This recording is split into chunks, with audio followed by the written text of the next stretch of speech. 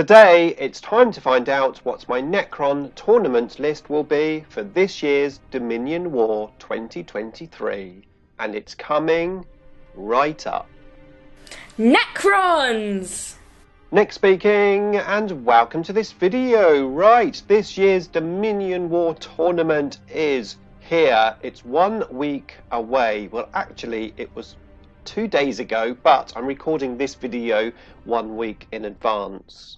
Now, if you don't know what the Dominion War tournament is, it is actually my tournament.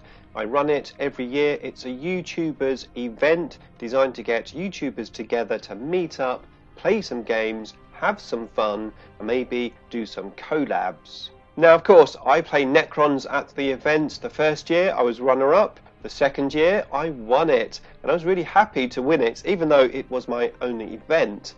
However, what about this year? Because we've got even more people there and the format is different. Well, before I share my list and my thought process of my list, I want to have a quick chat about the actual event itself. As I said, it's designed for YouTubers, and we've got 16 YouTubers at the event this year, which is the most I've ever had. The sponsors for the event are Innovative Tinkering. I've got a discount code for them. They've got some fantastic metal dice. You've seen me review the dice on the channel before. They are awesome, and you can get 30% off if you order with the discount code IDICBeer. The second sponsor is from a shop which is quite local to me. It's in Southampton, and it's Musketballs 1812 Wargaming. I'll link you up to their Facebook page where you can find their address. If you're interested, maybe you can contact them if you have any inquiries. They don't have an online store at the moment, but if you're in Southampton, then definitely check them out. Now, as I said, we've got 16 YouTubers at the event, and that does include, of course, myself. What I've done is I've linked all of their channels in the description below, so you can head on over to their channels and give them a sub.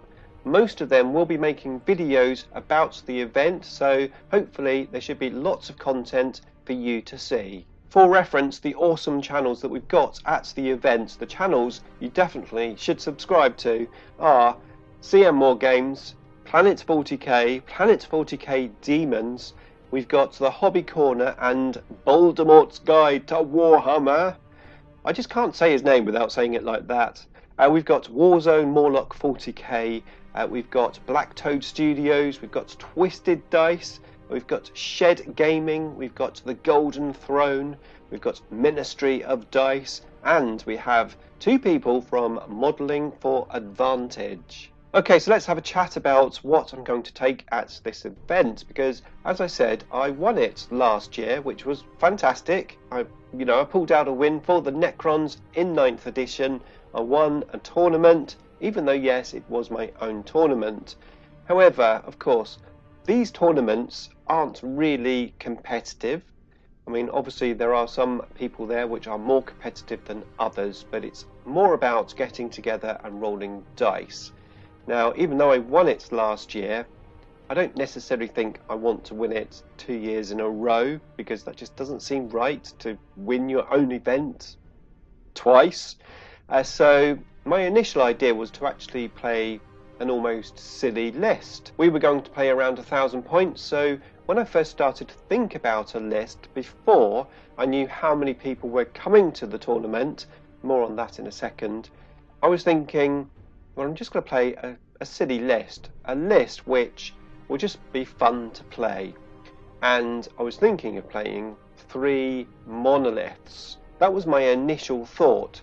However, of course, in 10th edition, which we now have the rules for and the points value for, that's not going to happen because they're too expensive. 3 monoliths at 1,000 points isn't possible. Now, as time went by, we worked out how many people were coming. As I said, there were 16 people, and at my venue I've only really got room for 4 or 5 tables.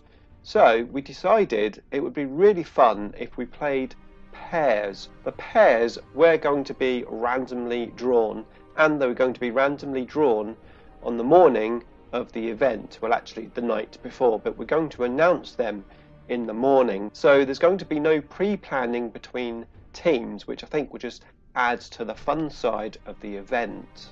Now obviously if we're playing pairs, it does change the ball game slightly, because it's not just me that I have to consider. I have to consider the fact that I'm going to be partnered up with someone, and if I take too much of a silly list, well, that may not be fair on my partner.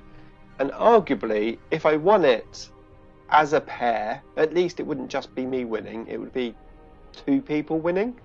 So I thought, well, maybe I could come up with a slightly more competitive list than just 3 monoliths. Now I had a few criterias that I wanted to place on the list that I was taking, because, well, 10th edition is obviously very new. It's not just new to me, but it's new to everyone, and there's going to be quite a few people there that this potentially is going to be their first game of 10th edition.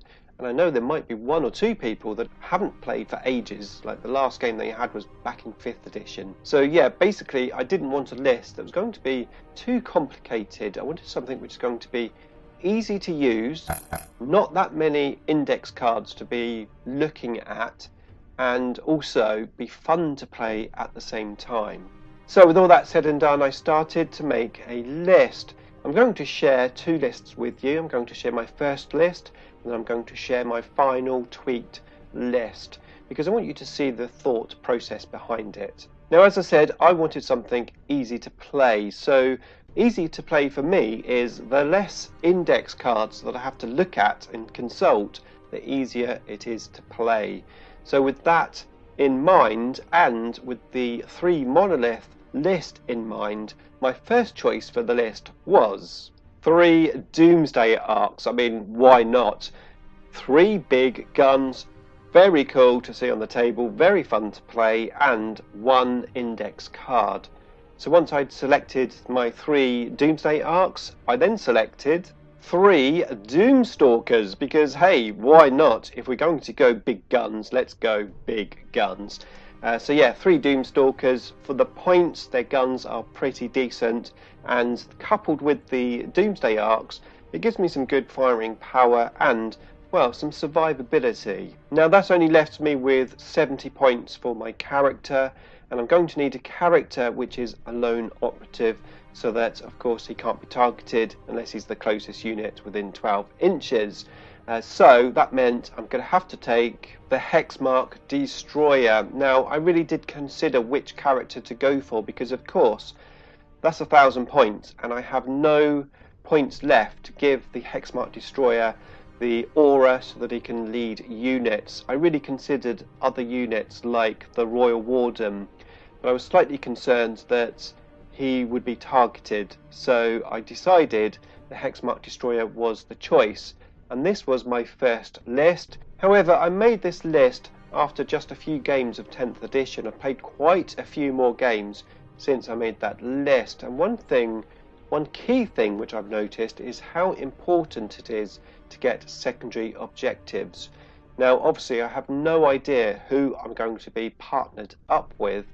I mean, my army potentially can get primary objectives. I mean, I can move my Stalkers, I can move my Doomsday Arcs. Now obviously if I'm moving those vehicles as heavy weapons, then of course I'm hurting my shooting ability a little, especially with the Hexmark Destroyer not having the leader aura, which, well, I was really unhappy about the list not having that in there. So I started tweaking things. The main tweak that I wanted to do was A, get the aura on the Hexmark Destroyer, and B, give me some options to get some of the secondary objectives, just in case I'm partnered up with someone who also has a list which isn't that great at getting secondary objectives, just to at least give us a chance of scoring those points. So the Hexmark Destroyer is still there, but this time he's got the Sovereign Coronal, the enhancement which lets him lead units with an aura, which is going to be great because it's going to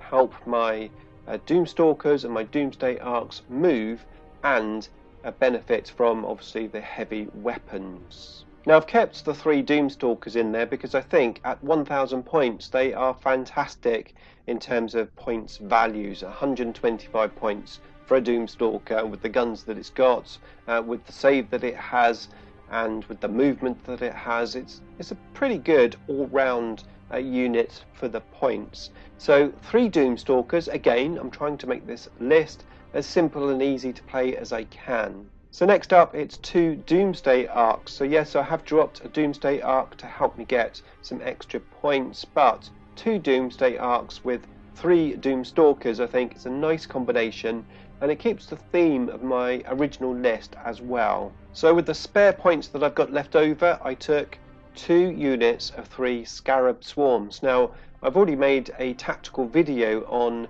how I use these Scarab Swarms, and also the next unit, which is 5 Death Marks. Now, in my tactical video about these 2 units, I actually say having 2 units of Death Marks and 2 units of Scarabs is the way forward.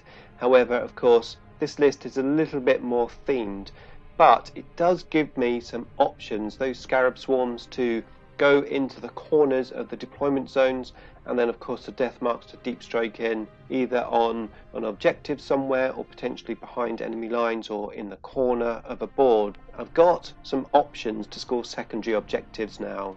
And that is my list. It is 990 points, so I'm dipping out on 10 points, but that's difficult to avoid with the way list building is these days. But I've got a list which I'm happy with. It's got all of the criteria that I wanted. It's going to be fun to play, it's going to be easy to play because I haven't got that many units, and the Death Marks and the Scarabs I'm very used to playing anyway, and it gives me a chance to get secondary objectives with my teammate so that I can become a team player. So that is my list. Are you interested to find out how I did with it? Well, if you are, I've got a video coming up on Monday. That's tomorrow from your point of view. So yeah, tomorrow 2 PM will be the tournament video. Make sure you stay tuned to watch that. In the meantime, if you want to see last year's tournament event, then here is a video for you to check out.